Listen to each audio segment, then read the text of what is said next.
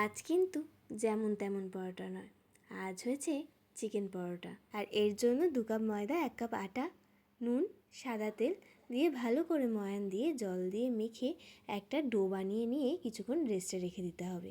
আর এই দিকে পুর বানানোর জন্য পেঁয়াজ কুচিগুলোকে হালকা ভেজে আদা রসুন পেস্ট, হলুদ গুঁড়ো, লঙ্কার গুঁড়ো, জিরার গুঁড়ো, গোলমরিচ গুঁড়ো আর স্বাদ মতো নুন দিয়ে ওপর দিয়ে টমেটোগুলো দিয়ে সামান্য পরিমাণ জল দিয়ে কিছুক্ষণ কষতে দিতে হবে।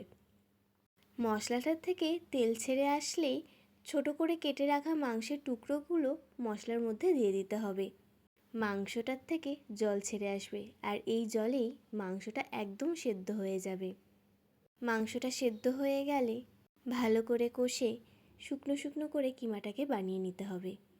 আর যেই ডোটাকে আমরা রেস্টে রেখেছিলাম সেখান থেকে আমার 8 পিস লেচি হয়েছে, মানে 4টে পরোটা হবে।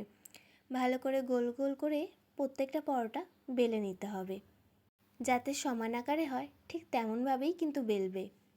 এবার একটা পরোটার উপর চিকেন কিমা দিয়ে তার উপর আর একটা পরোটা দিতে হবে আর আঙুলের সাহায্যে ভালো করে চারিদিকটা মুড়ে নিতে হবে। ভালো করে যদি এখানে না মোড়া হয় তাহলে কিন্তু তেলে ছাড়ার সময় কিমাগুলো বাইরে বেরিয়ে আসবে। এবার মিডিয়াম ফ্লেমে পরোটাগুলোকে ভেজে নেব। এক দিকটা লাল হয়ে গেলে আরেক দিকটা ভালো করে ভেজে 2 দিক লাল লাল হয়ে গেলেই তুলে নিলেই আমাদের চিকেন পরোটা একদম রেডি।